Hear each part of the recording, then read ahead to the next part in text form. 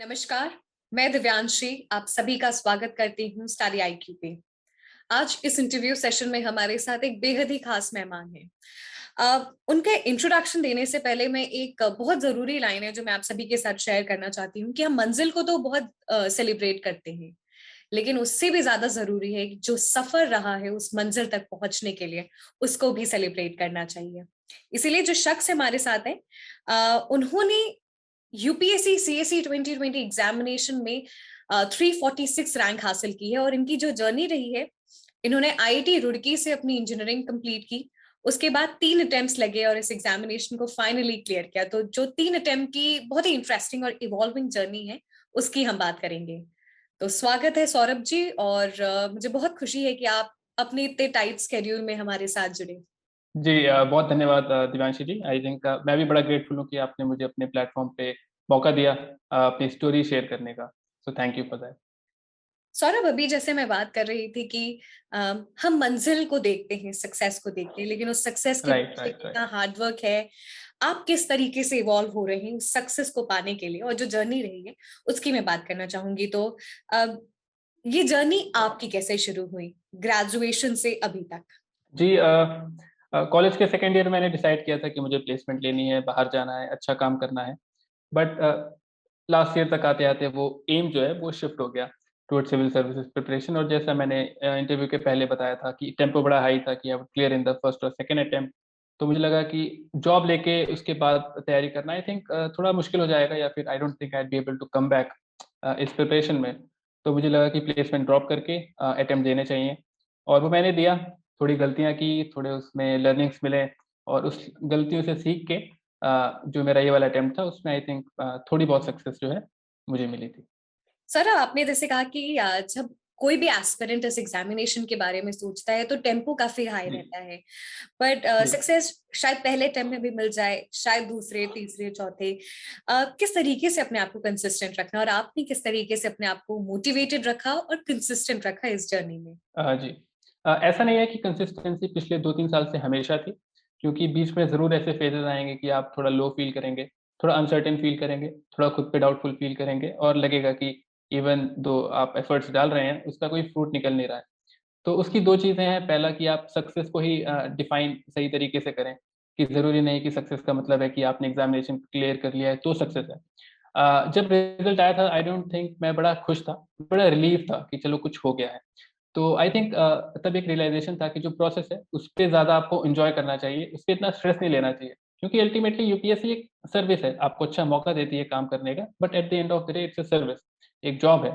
तो उस सक्सेस को आप अपने लाइफ का ओवरआर्चिंग गोल पहली बात ना बनाएँ। उसे इस तरीके से डिफाइन करें कि अगर वो हो जाता है तो ठीक है, ना हो तो कोई बात नहीं, आगे बढ़ जाएँगे। तो अगर आपने सक्सेस को इस तरह से डिफाइन किया है तो आई थिंक अ, आपसे वो प्रेशर हट जाएगा, और अब जब जब उससे प्रेशर प्रेशर हट जाएगा तो I think you would be able to perform better. तो अब आते हैं इस प्रोसेस पे जो आपकी जर्नी रहती है पिछले 2-3 साल की, और उसमें कैसे कंसिस्टेंसी मेंटेन करनी है। तो कंसिस्टेंसी के लिए सबसे बड़ी जो सवाल आप खुद से करते हैं वो है कि आपने स्टार्ट क्यों किया था? तो सबके अपने लॉजिक हो सकते हैं, सबके अपने रीज़न हो सकते हैं, और उस रीज़न को आप लिख लें कहीं और उसे बार-बार देखते रहें, क्योंकि इस प्रोसेस में आप कई बार वो भूल जाते हैं, और जब आप भूल जाते हैं तो उसपे आपको सेल्फ डाउट होते हैं, थोड़े कॉन्फिडेंस गिर जाता है, और इतने कॉम्पिटिटिव है इकोसिस्टम में कि आप you find yourself very lagging behind the race. तो आई थिंक ये जो व्हाय है कि व्हाय आपने क्यों स्टार्ट किया था, ये बड़ा ज़रूरी है कि आप लिख लें और उसे बार-बार पढ़ते रहें। अगर आपका वाई क्लियर है कि क्यों सिविल सर्विसेज ही करना है, तो शायद बहुत सारी चीजें जो अप्स डाउन होते आसान हो हैं जाएँगी। जर्नी में वो आसान हो जाएंगे। जी, जी। सौरभ, अगर हम आपकी जर्नी की बात करें तो ये जर्नी बहुत कुछ सिखाती है। ये 3 साल की जो जी। आपकी जर्नी रही है, किस तरीके से आपने अपने आप को इवॉल्व करते हुए देखा, और साथ ही साथ यूपीएससी की भी बात करें तो यूपीएससी भी इवॉल्व हो रहा है, तो कैसे अपने आप को यूपीएससी के इवोल्यूशन को आपने मैच किया, रेजोनेंस बनाए रखा? जी, आई थिंक यूपीएससी जैसे कहते हैं कि चेंज इज़ अ कांस्टेंट, और यूपीएससी का जो अनप्रेडिक्टेबिलिटी है वो भी एक कांस्टेंट है।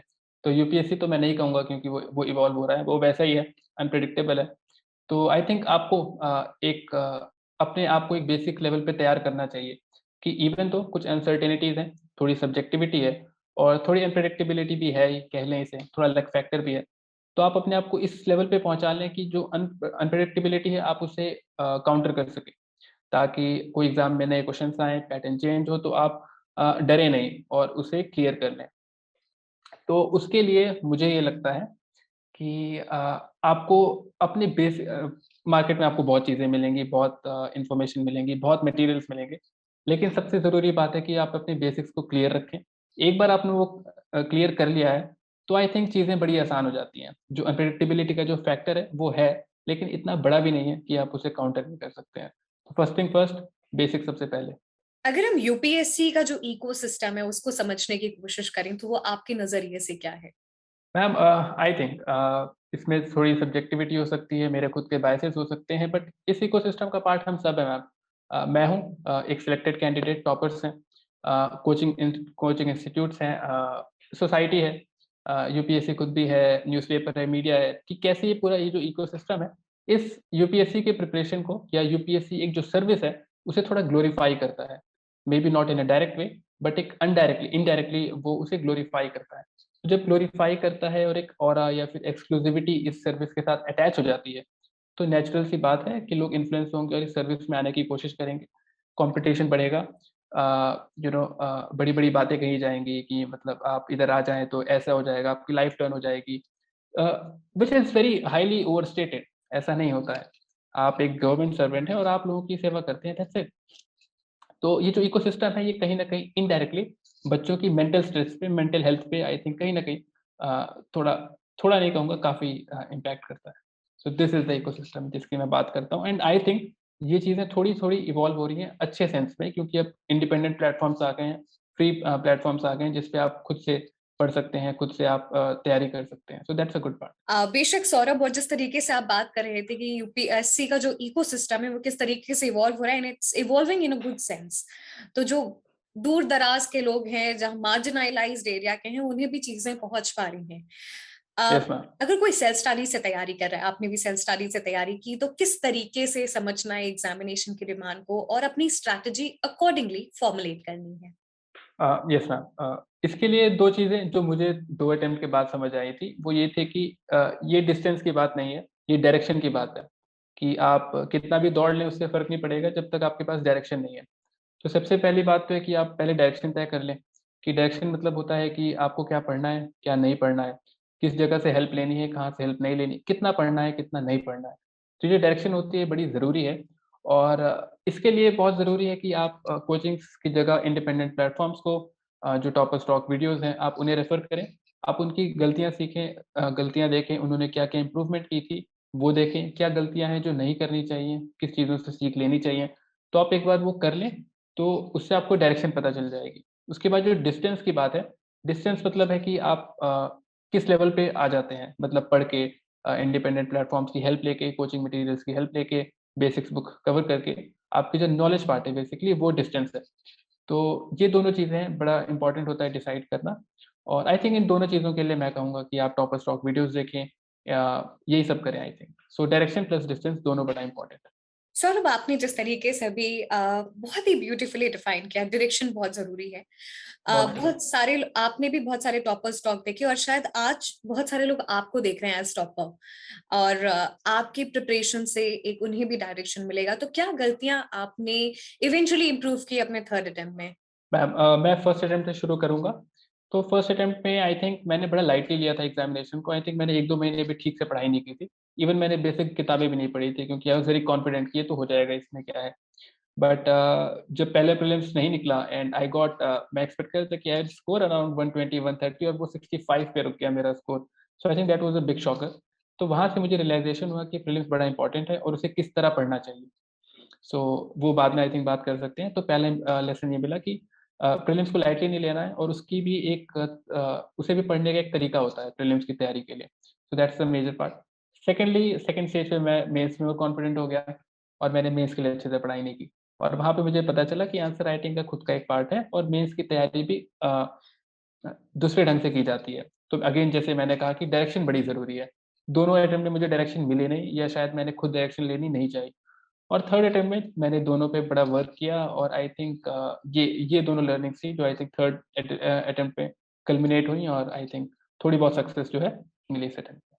सौरभ, जो पहले और दूसरे अटेम्प्ट की जो आपने हम सभी को बताया कि क्या गलतियां आपने सीखी और उसको फाइनली आपने थर्ड अटेम्प्ट में उसको इंक्लूड किया? तो ये जो गलतियों आपने जिन गलतियों पे आपने काम किया, अगर वो आप शेयर कर सकें, और फाइनली कैसे कल्मिनेट किया थर्ड अटेम्प्ट के लिए? जी मैम, पहला पहला जो पहली मिस्टेक जो मैंने बताई थी वो थी कि प्रीलिम्स पे ध्यान ना देना और उसे किस तरह पढ़ना है। तो उसके लिए मैंने जो इम्प्रूवमेंट्स की थी वो ये थी कि पहली बात, प्रीलिम्स का भी सिलेबस बड़ा डिफाइंड होता है। अगर आप उसे चाहें तो आप उसके जो बाउंड्रीज हैं उसे डिफाइन कर सकते हैं और उतना ही पढ़ें। तो इसका ये मतलब है कि आप बेसिक किताबें तो पढ़ लें, बट उसके अलावा करंट अफेयर्स के पीछे ज़्यादा ना भागें। न्यूज़पेपर रेगुलरली फॉलो करें, थोड़ी बहुत करंट अफेयर्स मैगज़ीन देख लें, बट ज़्यादा भी रिलाई ना करें उस पे। उसके बाद आता है आपकी प्रैक्टिस। प्रैक्टिस के लिए हाँ, मॉक टेस्ट ज़रूरी है, लेकिन उससे ज़्यादा ज़रूरी है, इनफैक्ट मैं कहूँगा 90% ज़्यादा, आई थिंक 200% ज़्यादा ज़रूरी है कि जो प्रीवियस ईयर क्वेश्चंस हैं, आप उन्हें बार-बार एनालाइज़ करें।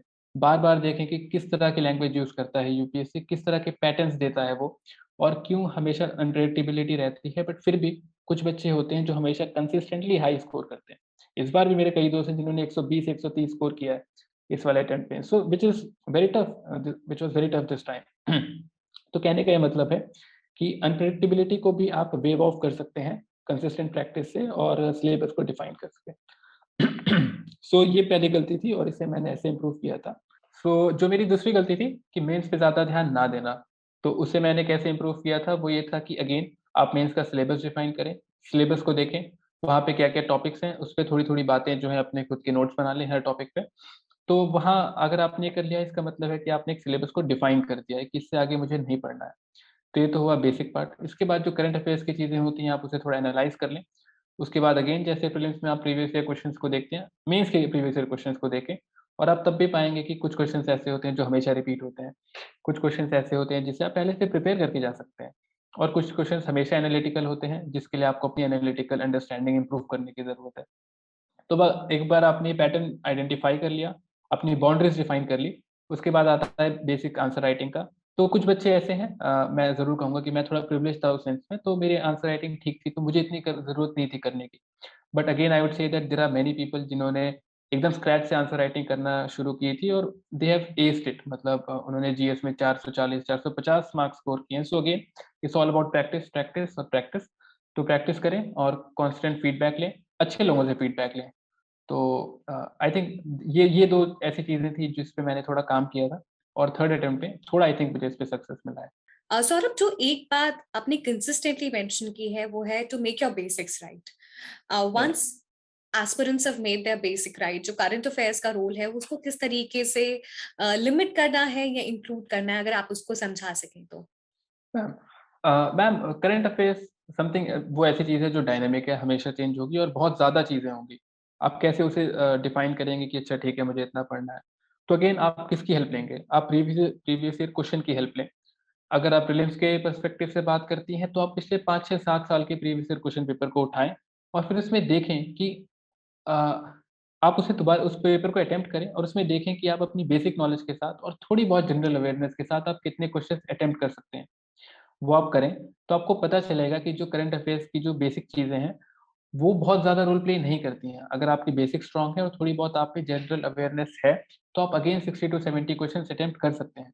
20 क्वेश्चन्स ऐसे होते हैं जिससे आप थोड़ी अपनी जनरल अंडरस्टैंडिंग से, थोड़ा कॉमन सेंस से, स्मार्ट एलिमिनेशन से आप उसे अटेम्प्ट कर सकते हैं।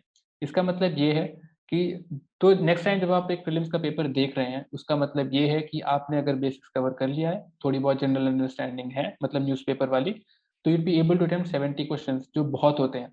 तो जो अगले 15-20 क्वेश्चन हैं, उसमें से भी डायरेक्टली कभी क्वेश्चंस आते नहीं है करंट अफेयर्स मैगज़ीन पर।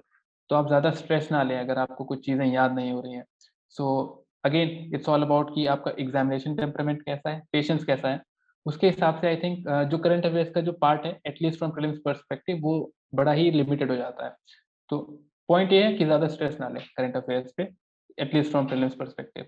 और जहाँ तक मेंस की बात है मैम, अगेन मैं वही कहूँगा कि बेसिक क्वेश्चंस हमेशा रिपीट होते हैं।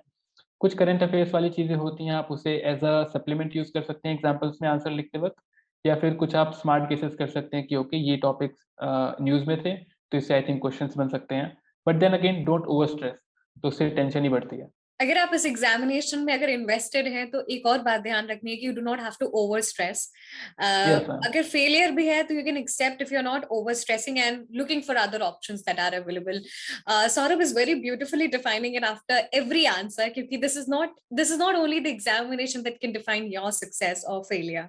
अगर मैं जो नए एस्पिरेंट्स हैं उनमें जब वो प्रिपरेशन शुरू करते हैं तो हमेशा एक डिलेमा रहता है कितने टाइम का करंट अफेयर्स कंप्लीट करना है, 2 साल 3 साल, आजकल तो कंटेम्प्रेरी इश्यूज भी आते हैं। तो उन एस्पिरेंट को आप क्या कहना चाहेंगे कि कितने टाइम का पहले वो कंप्लीट करें? मैम आई वुड से अगेन कि आप पहले अपना बेसिक स्ट्रॉन्ग करें, क्योंकि जो करंट अफेयर्स होता है वो क्या होता है, मतलब जो बेसिक्स होते हैं उसी की जो करंट हैपनिंग्स होती हैं उसे हम करंट अफेयर्स कह देते हैं। इकोनॉमी में रेपो रेट आपने पढ़ लिया, लेकिन जब न्यूज़पेपर में हम बात करते हैं कि आरबीआई ने रेपो रेट चेंज कर दिया तो करंट अफेयर्स बन जाता है। या फिर आपने फार्मिंग के बारे में बेसिक चीज़ें पढ़ी हैं तो फार्म लॉज कुछ करंट हैपनिंग्स है, तो आपको बड़े आसान हो जाती हैं चीज़ें समझना। तो आप पहले अपना मेजर टाइम स्टैटिक चीज़ों पे डिवोट करें और उसके बाद आप जो न्यूज़पेपर है, न्यूज़पेपर पढ़ते रहें। अगर आपको कुछ उसका बेसिक बैकग्राउंड समझ नहीं आ रहा है, आपको लगता है कि आपको और पढ़ने की ज़रूरत है, तो आप यूट्यूब प्लेटफ़ॉर्म्स का यूज़ करें। स्टडी आईक्यू वाले हमेशा कुछ ना कुछ निकाल ही देते हैं।